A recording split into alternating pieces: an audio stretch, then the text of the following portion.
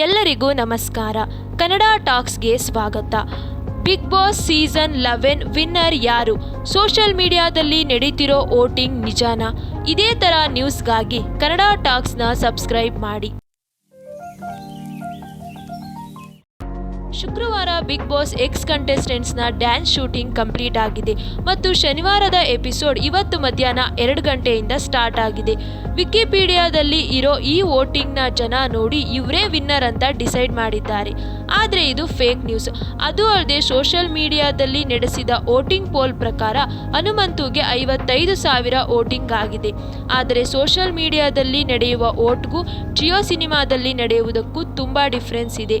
ಇದಕ್ಕೆ ಎಕ್ಸಾಂಪಲ್ ಅಂದರೆ last season Vinay ಮತ್ತು ಸಂಗೀತ. ಇವ್ರಿಗಿಬ್ರಿಗೂ ತುಂಬ ಫ್ಯಾನ್ ಫಾಲೋವರ್ಸ್ ಇದ್ರು. ಆದರೆ ಜಾಸ್ತಿ ವೋಟಿಂಗ್ಸ್ ಬಂದಿದ್ದು ಕಾರ್ತಿಕ್ಗೆ. ಸುದೀಪ್ ಸರ್ ಹೇಳಿದ ಹಾಗೆ ಕಾರ್ತಿಕ್ ಅವರಿಗೆ 2,95,00,000 ವೋಟ್ ಬಂದಿತ್ತು. ಡ್ರೋನ್ ಪ್ರತಾಪ್ಗೆ 2,40,00,000.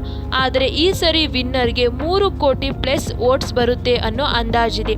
ಕಲರ್ಸ್ ಕನ್ನಡ ಅವರ ವಾಟ್ಸಪ್ ಪೇಜಲ್ಲಿ ಕೆಲವೊಂದು ವೋಟಿಂಗ್ಸ್ ನಡೆಸಿದ್ದಾರೆ.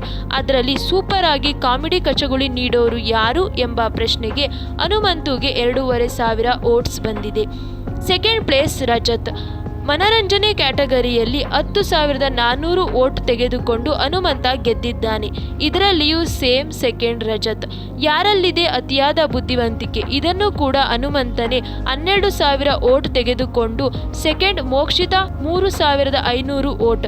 ಸ್ಟ್ರಾಟಜಿ ಮಾಡೋದ್ರಲ್ಲಿ ಎತ್ತಿದ ಕೈ ಕ್ಯಾಟಗರಿಯಲ್ಲಿ 9,800 ವೋಟ್ ಮಂಜುಗೆ ಮತ್ತು ಸೆಕೆಂಡ್ ತ್ರಿವಿಕ್ರಮ್ 2,600 ವೋಟ್ ಬಂದಿದೆ. ಲಾಸ್ಟ್ ಬಟ್ ನಾಟ್ ಲೀಸ್ಟ್ ಅನ್ನೋ ಹಾಗೆ ಟ್ರೋಫಿ ಯಾರ ಪಾಲಾಗಲಿದೆ?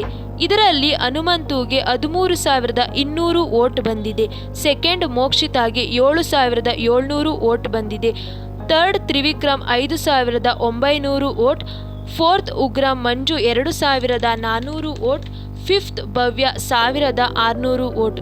ಕೊನೆಯದಾಗಿ ರಜತ್ಗೆ 800 ವೋಟ್ ಬಂದಿದೆ. ಇದರ ಪ್ರಕಾರ ಹನುಮಂತು ವಿನ್ನರ್.